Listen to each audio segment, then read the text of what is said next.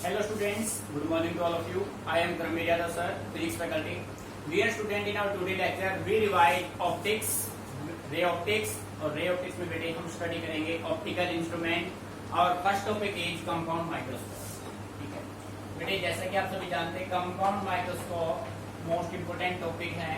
कई बार सीबीएसई ने इसको रिपीट किया हुआ है। ठीक है, most repeated question of CBSE है। आप स्टडी करें रे ऑप्टिक्स। प्यारे बच्चों, कंप्लीट फोकस आपका बोर्ड पर है। आपको कुछ भी राइट अप करना नहीं है क्योंकि हम इसको रिवाइज कर रहे हैं। तो आपको बस एक एक पॉइंट को अच्छे से समझना है और फिर उसको प्रैक्टिस करना है मिनिमम 2 टाइम्स।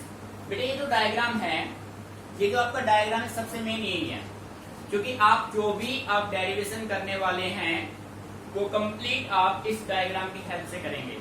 जिस बच्चे का कंस्ट्रक्शन बिल्कुल सही होगा उसका डेरिवेशन भी सही मिलेगा। बेटे आपने कंस्ट्रक्शन नहीं किया, डेरिवेशन कर दिया, कोई वैलिड नहीं है, क्योंकि आपका जो डेरिवेशन आया है ना वो कहां से आएगा, इस कंस्ट्रक्शन से। ठीक है, तो सबसे पहले मैं आपको बेसिक बता देता हूँ, पूरा फोकस यहाँ रखिए आप। ठीक है बेटे, माइक्रोस्कोप, हमने वर्ड यूज किया microscope. Microscope is a device which is used to see magnified image of tiny object. देखो बेटे, अब अपने आसपास में माइक्रो पार्टिकल्स अवेलेबल हैं, क्या हमें वो दिखाई दे रहे हैं? नहीं दिखाई दे रहे।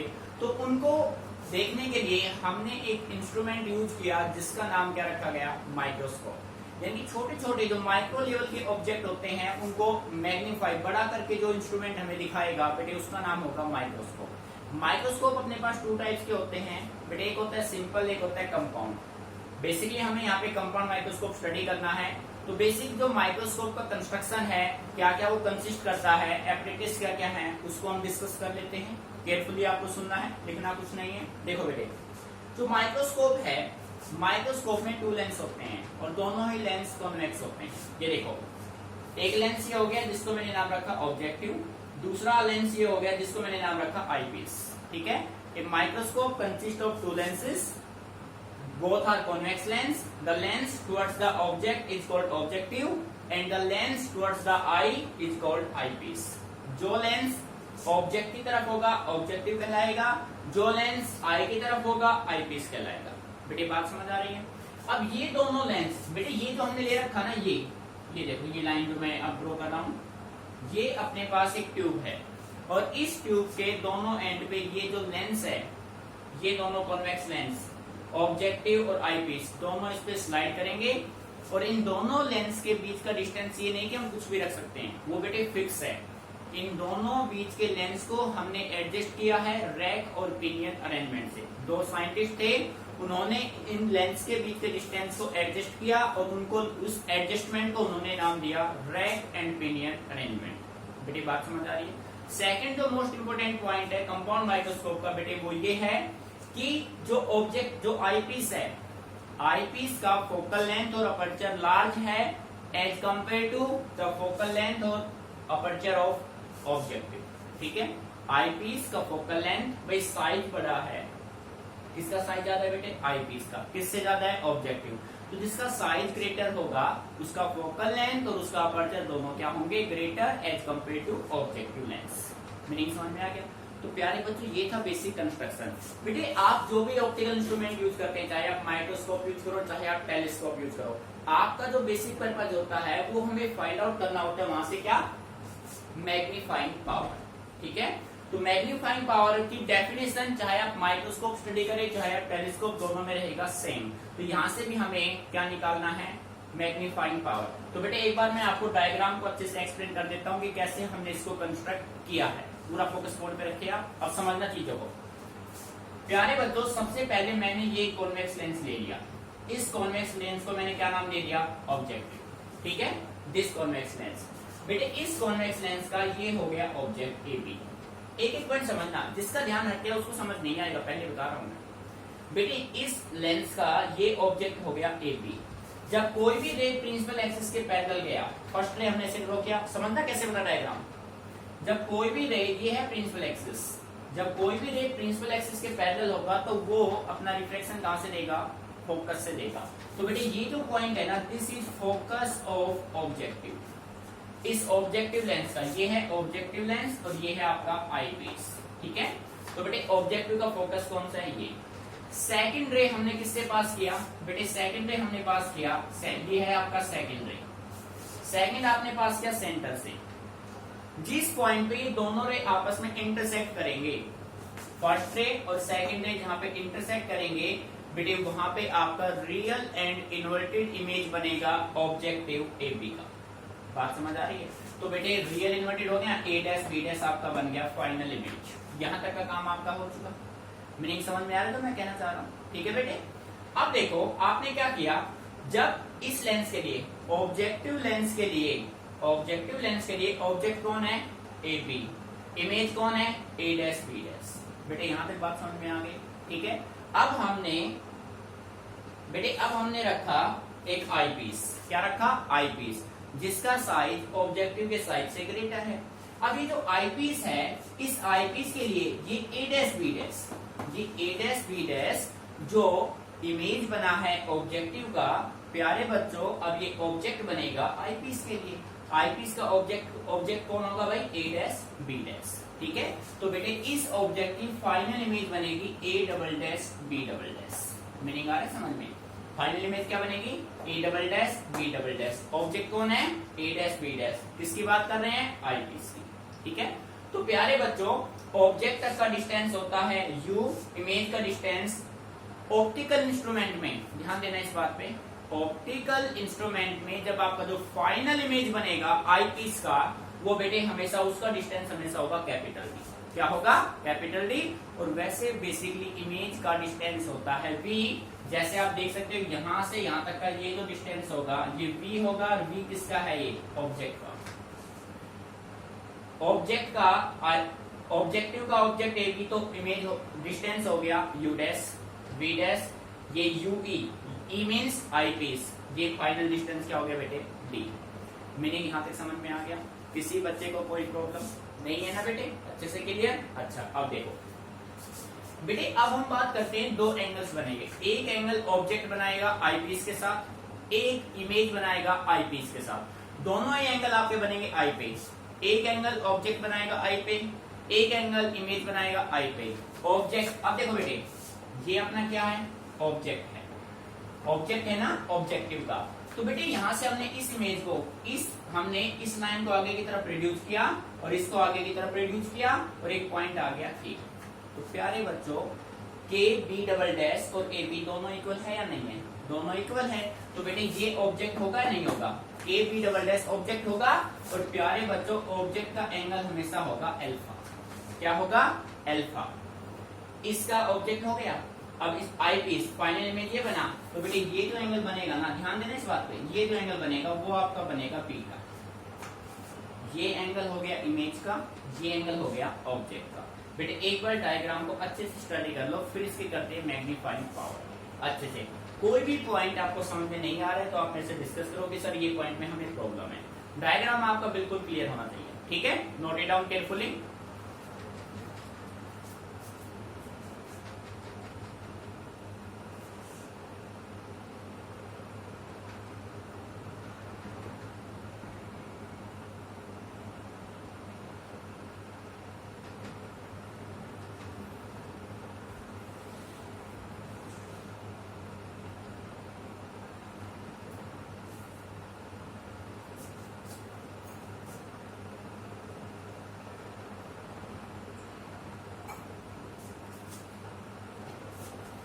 तो बेटे ठीक है, डायग्राम में कोई प्रॉब्लम नहीं है ना, अच्छे से क्लियर है। तो अब हम निकालते हैं इसका मैग्नीफाइंग पावर। बेटे ध्यान दीजिए, मैग्नीफाइंग पावर, बेटे मैग्नीफाइंग पावर को मैं शॉर्टकट में यूज कर देता हूँ NP। ध्यान देना इस बात पे, ठीक है। अब देखो बेटे मुझे लिखना नहीं है कुछ भी, मैं आपको बस ओनली समझा रहा हूँ, रिवीजन हम कर रहे हैं। आप ऑलरेडी कंप्लीट राइटिंग कर चुके हैं अपने फेयर नोटबुक में, ठीक है। तो बेटे आपको सुनना है, जो बच्चा ध्यान से सुनेगा उसको फर्स्ट टाइम में ही कंसेप्ट क्लियर हो जाएगा। देखो बेटे मैग्नीफाइंग पावर होता है, मैग्नीफाइंग पावर में be defined as the ratio of angle subtended at eye by the object to the angle subtended at eye by the image to the angle subtended at eye by the object, ठीक है। Angle subtend होगा image का आई पे, to the angle subtend होगा आई पे object का। ठीक है, तो बेटे इमेज का एंगल क्या है बीटा और ऑब्जेक्ट का एंगल क्या है अल्फा। तो मैं सिंपली वे में कह सकता हूं ये जो अपना इक्वल होगा वो होगा beta upon alpha. Angle subtended at eye by image to the angle subtended at eye by object. और बेटे मैं इसको नियरली इक्वल मान लेता हूं, ध्यान देना इस बात पे, मैं इसको नियरली इक्वल मान लेता हूं tan बीटा और ये क्या मान लिया मैंने tan अल्फा। प्यारे बच्चों अब आपको tan बीटा और tan अल्फा की वैल्यू चाहिए, तो उसके लिए हमारे पास दो ट्रायंगल है। बेटे अल्फा के लिए ट्रायंगल देखो के बी डबल डैश सी। बेटे पूरा फोकस अब आपका बोर्ड पे रहे, देखो ठीक है। अल्फा के लिए के B double dash C E और बीटा के लिए A double dash B double dash C E. तो देखो बच्चों इन ट्रायंगल के बी डबल डैश सी के बी डबल डैश सीई में बेटे tan अल्फा किसके बराबर होगा tan अल्फा। ठीक है, इसको इक्वेशन फर्स्ट मैंने मान लिया। tan अल्फा बेटे tan होता है perpendicular upon base, so perpendicular कौन है के बी डबल डैश। ठीक है, और बेस क्या है CE B double dash. Perpendicular हो गया K B double dash upon CE B double dash. एक बार इसको ऑब्जर्व कीजिए,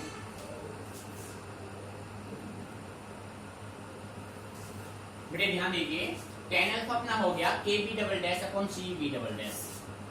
सिमिलर आप यहाँ पे देखो इन ट्रायंगल बेटे बीटा के लिए कौन सा ट्रायंगल हम लेंगे A double dash B double dash CE. तो आप कहेंगे in triangle A double dash B double dash CE. बेटे इस ट्रायंगल में tan बीटा किसके इक्वल होगा भाई बेटे tan beta perpendicular upon base, so we can say that A double dash B double dash by CE B double dash. ठीक है बेटे इन दोनों वैल्यू को अल्फा और बीटा दोनों के वैल्यू को इक्वेशन फर्स्ट में ले आओ, तो हम कह सकते हैं magnifying power is equal to beta upon alpha. tan beta की वैल्यू क्या बेटे A double dash B double dash upon CE B double dash. ठीक है बेटे यहाँ तक। अच्छा इनटू में क्या करोगे ये रिवर्स हो जाएगा CE B double dash upon K B double dash. बेटे यहाँ तक कोई प्रॉब्लम, मीनिंग अच्छे से क्लियर।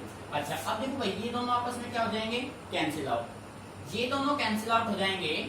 और फिर आप यहाँ पे ये भी कह सकते हो बट, देखो बेटे ध्यान से, बट के बी डबल डैश बोर्ड पे जाओ, यहाँ पे डायग्राम में जाओ, के बी डबल डैश बेटे किसके इक्वल है ए बी के इक्वल है ना, अरे हाँ या ना, तो वैल्यू पुट कर दो, ये हो जाएगा ए बी। अब इस वैल्यू को यहाँ पे पुट करेंगे, magnifying power is equal to A double dash B double dash upon बेटे क्या आएगा ए बी। ठीक है क्लियर, इसको मैंने मान लिया इक्वेशन सेकंड। अब बच्चों मेन स्टेप अब आता है, अब ध्यान दीजिए हम इस इक्वेशन सेकंड को ए डैश बी डैश से मल्टीप्लाई और डिवाइड कर लेते हैं। ठीक है, multiply and divide by A dash B dash on right hand side. ठीक है बेटे राइट हैंड साइड में आपने ए डैश बी डैश से मल्टीप्लाई किया डिवाइड किया, A dash B dash upon A B into A dash B dash by A dash B dash. बेटे पूरा फोकस बोर्ड पे रहे। अब इनके पोजीशन को मैं डिनोमिनेटर के पोजीशन को मैं चेंज कर देता हूं, तो बेटे एमपी क्या आएगा A double dash B double dash upon A dash B dash into A dash B dash upon A B. प्यारे बच्चों ध्यान दीजिए, कंप्लीट फोकस बोर्ड पे। हमने जब mirror formula lens formula study किया था तो बेटे उसमें हमने स्टडी किया था मैग्निफिकेशन। मैग्निफिकेशन आप 10th से पढ़ते आ रहे हैं। मैग्निफिकेशन मीन्स होता है size of image by size of object. बात समझ आ रही है, magnification is equal to size of image to the size of object. देखो बेटे ए डैश बी डैश, ध्यान समझना बेटे, A dash B dash image है ऑब्जेक्टिव का, इमेज है ऑब्जेक्टिव का, ऑब्जेक्ट है आई पीस का। ए डैश बी डैश इस लेंस के लिए तो इमेज है और इस लेंस के लिए क्या है, ऑब्जेक्ट। बात समझ आ रही है? तो देखो बेटे, A double dash B double dash, A double dash B double dash, ठीक है, ये इस आई पीस का इमेज है और ए डैश बी डैश इसका क्या है, ऑब्जेक्ट। तो बेटे इमेज बाय ऑब्जेक्ट, देखो ध्यान से, इमेज अपॉन ऑब्जेक्ट, ये मैग्निफिकेशन किसका हो जाएगा, आई पीस का। एमई हो गया। एमई कहां से आया, क्लियर है एवरीवन? बेटे ध्यान से सुन लो, फिर बाद में कंफ्यूजन रहे। A double dash B double dash upon A dash B dash, ये है इमेज ऑफ आई पीस, ये है ऑब्जेक्ट ऑफ आई पीस। तो बेटे ये size of image by size of object आपका होता है मैग्निफिकेशन। तो this is magnification of eye piece into, देखो A dash B dash, A dash B dash इस ऑब्जेक्टिव के लिए क्या है, इमेज, और एपी इसका क्या है, ऑब्जेक्ट।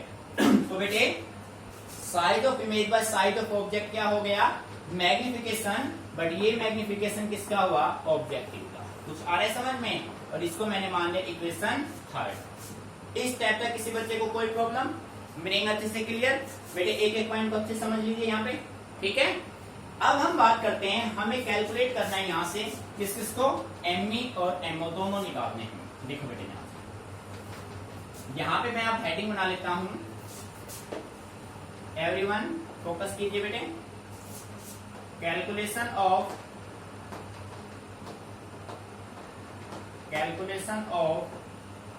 ME and MO. देखो बेटे हमें अब magnification of eye piece, magnification of objective दोनों की वैल्यू फाइंड आउट करनी है, ठीक है बेटे। तो देखो सबसे पहले फर्स्ट पॉइंट मैंने डाल लिया एमई के लिए, ठीक है बेटे। एमई किसके बराबर है, देखो एमई की वैल्यू क्या थी, A double dash B double dash by A dash B dash. बेटे यही है ना, अरे हाँ या ना, यहाँ तक किसी को कोई प्रॉब्लम? अब बताओ अपने डायग्राम पे मेजरमेंट कर दो बेटे, A dash B double dash तक का मेजरमेंट कितना है, डी है। अब देखो साइन कन्वेंशन हम ऑलरेडी स्टडी कर चुके हैं, लेंस के राइट साइड में पॉजिटिव, लेफ्ट में नेगेटिव। तो देखो बेटे A double dash B double dash I piece के लेफ्ट में है ना, लेफ्ट में है तो साइन क्या आएगा, नेगेटिव, और माइनस का क्या आ गया, डी, ठीक है। ए डैश बी डैश ये भी इसके लेफ्ट में है तो माइनस का क्या हो गया, यू ई। बेटे माइनस माइनस क्या हो गया, प्लस। तो हम कह सकते हैं कि M E is equal to किसके बराबर होगा बेटे, D into 1 upon U E. Equation number क्या मान लो, 4 मान लिया बेटे। फिर समझ लो ध्यान से, A double dash B double dash तक का डिस्टेंस, यहाँ से यहाँ तक का मेजरमेंट डी, और लेंस के लेफ्ट साइड में है तो नेगेटिव होगा, राइट में होगा तो पॉजिटिव, ठीक है। डी 1/u है। अब आपने यहाँ पे यूजिंग किया, यूजिंग लेंस फॉर्मूला। बेटे लेंस फॉर्मूला आपका होता है 1/f is equal to 1/v minus 1/u। अब फोकल लेंथ f किसका होगा बेटे, आई पीस के लिए निकाल रहे हैं, तो यहाँ पे आप कहेंगे 1/fe is equal to 1/v। v की वैल्यू क्या है बेटे, d, और कैसा है, माइनस। v होता है इमेज डिस्टेंस, फाइनल इमेज आपका बना है d तक का डिस्टेंस कितना है, d, माइनस, और माइनस माइनस प्लस का क्या हो जाएगा, 1/ue। प्यारे बच्चों मुझे वैल्यू किसकी चाहिए, 1/ue, तो मैं इसको इस साइड ले आऊं, तो यहां से 1/ue की वैल्यू क्या आ गई, 1/fe plus 1/d। Put in equation कौन से में पुट कर दो बेटे, इक्वेशन 4 में। इक्वेशन 4 में पुट किया तो मेरे पास एम ई की वैल्यू क्या आ गई, देखो बेटे D as it is 1/fe plus 1/d। तो यहां से जब मैं इसको सोल्व करता हूं तो मेरे पास एम ई की वैल्यू क्या आएगी, डी को मल्टीप्लाई कर दो भाई, ये आएगा 1 प्लस d/f e। बेटे ये आ गया एम ई, ठीक है। अच्छे से ऑब्जर्व कर लो भाई, रटना नहीं, समझ के चलना है। बेटे एम ई आपने फाइंड आउट कर लिया, अब मुझे फाइंड आउट क्या करना है, एम ओ। तो देखो now point number 2, M O किसके बराबर है, बेटे ध्यान से देखो, एम ओ किसके बराबर था, A dash B dash upon A B. बेटे इसका भी मेजरमेंट कीजिए, A dash B dash image है इस ऑब्जेक्टिव का, तो बेटे इमेज डिस्टेंस क्या होता है v, और लेंस के राइट में है तो साइन क्या आएगा पॉजिटिव, तो ये आ जाएगा VO। ठीक है, VO आ गया। AP इस ऑब्जेक्टिव का है ऑब्जेक्ट, और लेफ्ट साइड है लेंस के लेफ्ट में है तो साइन आएगा नेगेटिव, तो बेटे माइनस का आ गया UO। मीनिंग समझ में आ गया। तो आप कह सकते हैं MO की वैल्यू अपने पास क्या आ गई, माइनस VO अपॉन UO। बेटे यहां तक चलिए, मीनिंग समझ में आ रहा है। अब आपके पास MA आ चुका है, MO आ चुका है, इन दोनों की वैल्यू को कहां ले आओ, इक्वेशन 3 में।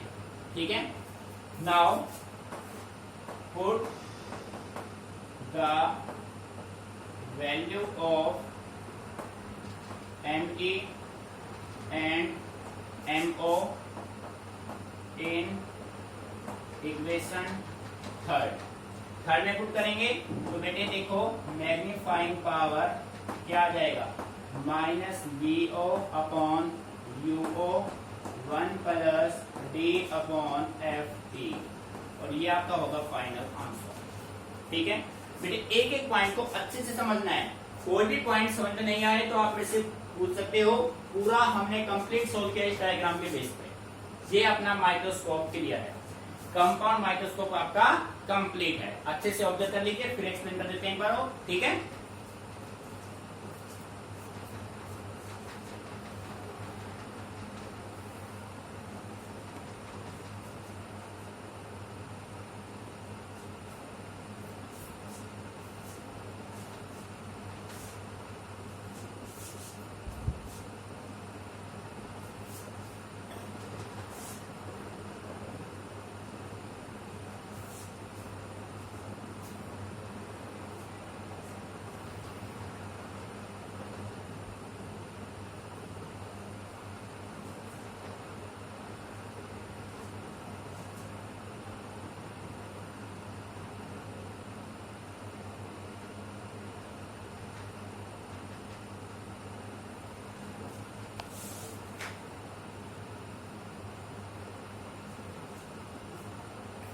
बेटे देखो अब कंप्लीट फोकस रख के ध्यान से समझिए कैसे करना है। बेटे सबसे पहले आपको बनाना है कंस्ट्रक्शन इसका। ठीक है, कंस्ट्रक्शन के बाद कैसे बना हम एक्सप्लेन कर चुके हैं। अब देखो आपको फाइंड आउट यहाँ से करना है मैग्नीफाइंग पावर। तो बेटे मैग्नीफाइंग पावर का फॉर्मूला होता है, मैग्नीफाइंग पावर में be defined as the ratio of angle subtended at eye by image to the angle subtended at eye by the object. ठीक है, अच्छा बेटे मैग्नीफाइंग पावर एंगल जो आई पे एंगल बनाया ऑब्जेक्ट ने वो है अल्फा, जो इमेज ने बनाया वो है बीटा। ठीक है, तो आपने लिखा magnifying power MP equal to beta upon alpha. फिर बेटे हमने बीटा अपॉन अल्फा को नियरली इक्वल मान लिया tan beta upon tan alpha. ठीक है, अब आप देखो आपके पास दो ट्रायंगल हैं। देखिए आपने लिया ट्रायंगल KBCE, ट्रायंगल KBCE में आपने निकाल दिया अल्फा, ट्रायंगल ABCE में आपको मिला बीटा। बेटे tan अल्फा, tan होता है परपेंडिकुलर अपॉन बेस, सो ट्रायंगल KBCE में बेटे ये हो गया परपेंडिकुलर, ये हो गया बेस, फाइंड आउट हो गया। इसी तरीके से ट्रायंगल ABCE में tan बीटा आपने फाइंड आउट कर लिया। ठीक है, अब देखो बेटे मैग्नीफाइंग पावर आपने दोनों की वैल्यू पुट की, फिर आपने देखा कि KP डबल डैश, ये देखो KB डबल डैश अपना किसके इक्वल है, AB के इक्वल है। बात समझ आ रही है? तो आपने यहाँ पे वैल्यू पुट की, but AB double dash is equal to AB। बेटे MP अपने पास बन गया A double dash B double dash upon AB, इसको मान लिया मैंने इक्वेशन नंबर 2। बेटे अब स्टेप का ध्यान रखना है, मेन स्टेप है। अब हमने क्या किया, अपनी तरफ से इस इक्वेशन 2 को राइट हैंड साइड में A डैश B डैश से मल्टीप्लाई और डिवाइड कर दिया। Multiply divide by A dash B dash on right hand side of equation 2। तो बेटे A double dash B double dash upon AB into A dash B dash upon A dash B dash. फिर हमने क्या किया, हमने denominator की value change कर दी, इसको यहाँ ले आए, इसको यहाँ ले आए। बेटे फिर आपने देखा ये है आईपीस के लिए इमेज, ये आईपीस के लिए ऑब्जेक्ट। बात समझ आ रही है? डायग्राम में देख लो, A double dash B double dash I piece के लिए image, A dash B dash I piece के लिए ऑब्जेक्ट। ठीक है। और बेटे जैसा कि हम जानते हैं size of image by size of object बेटे क्या होता है, मैग्निफिकेशन। तो ये मैग्निफिकेशन बन गया आई पीस का और ये मैग्निफिकेशन बन गया ऑब्जेक्ट का। बेटे यहाँ पे ध्यान रखना, आपको नोट भी करना है, size of image by size of object is equal to magnification. अब बेटे हमें यहाँ से मैग्निफिकेशन ऑफ आई पीस और मैग्निफिकेशन ऑफ ऑब्जेक्टिव दोनों फाइंड आउट करने हैं। ठीक है। तो हमने क्या किया, यहाँ पे रखा calculation of ME and MO means magnification of eye piece and magnification of objective. ठीक है। तो बेटे देखो एमई की वैल्यू अपने पास गिवन है, आपने रखी और आपने यहाँ पे यूज किया साइन कन्वेंशन। बेटे साइन कन्वेंशन में आपने पढ़ा था कि प्रिंसिपल एक्सिस के लेफ्ट में सारे नेगेटिव, राइट में सारे पॉजिटिव। आई पीस के लिए इसका ऑब्जेक्ट और इसके इमेज दोनों ही लेफ्ट में है तो दोनों के साइन आएंगे नेगेटिव। बेटे ऑब्जेक्ट तक का डिस्टेंस यूई, इमेज तक का डिस्टेंस डी, नेगेटिव थे दोनों, नेगेटिव नेगेटिव हो गए पॉजिटिव। अब हमारे पास ये बन गया इक्वेशन 4। फिर हमने यहाँ पे यूज किया लेंस फॉर्मूला। लेंस फॉर्मूला होता है 1/f equal to 1/p minus 1/u। बेटे यहाँ आपने सबके वैल्यू पुट किए, फोकस आई पीस का, इमेज डिस्टेंस होता है v और इमेज डिस्टेंस यहाँ पे अपना क्या है d, माइनस का d, ऑब्जेक्ट डिस्टेंस ui। यहाँ से 1/u की वैल्यू निकाल के आपने इक्वेशन 4 में पुट की तो आपके पास एमई की वैल्यू आ गई 1 प्लस डी अपॉन एफ। यहाँ तक क्लियर। अब बेटे हमें कैलकुलेट करना था एमओ को। बेटे एमओ का रिजल्ट अपने पास यहाँ से ये है, यहाँ पे आपने साइन कन्वेंशन यूज किए। ठीक है। वी अपॉन यू आ गया और इन दोनों की वैल्यू यानी कि एमओ और एमई दोनों की वैल्यू को आपने इक्वेशन 3 में पुट किया तो आपका फाइनल आंसर ये बना, माइनस का V upon UO 1 plus D upon F. बेटे इस रिजल्ट के बेस पे आप कंपाउंड माइक्रोस्कोप से रिलेटेड न्यूमेरिकल सोल्व कर सकते हैं। ठीक है। इसको अच्छे से समझ लीजिए, फिर भी कोई प्रॉब्लम है तो आप मेरे से डिस्कस कीजिए। तो बेटे मैं फिर आपको बता देता हूँ, सबसे मेन जो है ना इम्पोर्टेंट है वो आपका ये डायग्राम है। इस डायग्राम को मिनिमम 2 या 3 टाइम्स आप प्रैक्टिस करेंगे, वो भी पेंसिल से। ठीक है। एग्जाम में भी पेंसिल से ही आपको ये करना है, समझ गए। मेन है आपका डायग्राम, क्योंकि डायग्राम नहीं होगा तो ये कंप्लीट डेरिवेशन हम सोल्व नहीं कर सकते। ठीक है।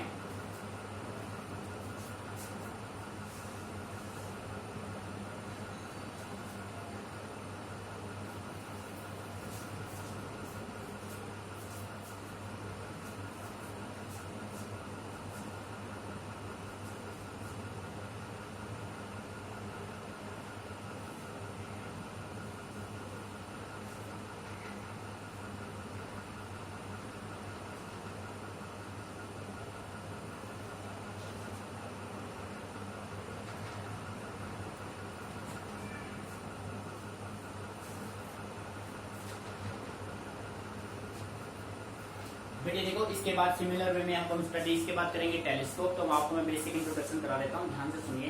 बेटे माइक्रोस्कोप का जस्ट रिवर्स होगा। माइक्रोस्कोप का काम होता है किन्हीं ऑब्जेक्ट को मैग्नीफाई करना। सिमिलर वे में मैं कह सकता हूँ telescope is a device which is used to see distant object clearly. दूर के ऑब्जेक्ट बहुत ज्यादा डिस्टेंस, जैसे मून पे, सन पे, कोई भी स्टार को आपको देखना है गैलेक्सी में, तो उन सभी को देखने के लिए आप जिस इंस्ट्रूमेंट का यूज करेंगे बेटे वो आपका होगा टेलीस्कोप। ठीक है। कोई भी हेवनली बॉडीज है, कोई भी स्टार है, उन सभी को ऑब्जर्व आप करना चाहते हैं तो किसकी हेल्प से करेंगे बेटे आप, टेलीस्कोप। टेलीस्कोप में एडजस्टमेंट 2 तरीकों से होता है। एक होता है नॉर्मल एडजस्टमेंट, जब इमेज अपना बनेगा इन्फिनिटी पे, और दूसरा इमेज हम इससे बनाएंगे LDDB पे। बेटे LDDB होता है least distance of distinct vision. Normal human आई के लिए LDDB वो आपका होता है 25 सेंटीमीटर, ध्यान रखना। यानी 25 सेंटीमीटर के डिस्टेंस पे हम क्लियरली रीड कर पाते हैं। ठीक है बेटे। तो टेलीस्कोप में भी आप सिमिलर वे में करेंगे। ठीक है। यानी कि वहां भी आपको मैग्नीफाइंग पावर निकालना होगा। मैग्नीफाइंग पावर का बेटे फॉर्मूला सेम रहेगा, सेम रिजल्ट बनेगा बीटा अपॉन अल्फा, पर डाटा चेंज हो जाएंगे उनके कंस्ट्रक्शन के अकॉर्डिंग, क्योंकि इसका काम है नियर बाय ऑब्जेक्ट के लिए, उसका काम है डिस्टेंट दूर के ऑब्जेक्ट के लिए। ठीक है। तो उनको अच्छे समझना, फिर भी आपको कोई प्रॉब्लम आए तो आप मेरे से डिस्कस कर लेना। ठीक है बेटे।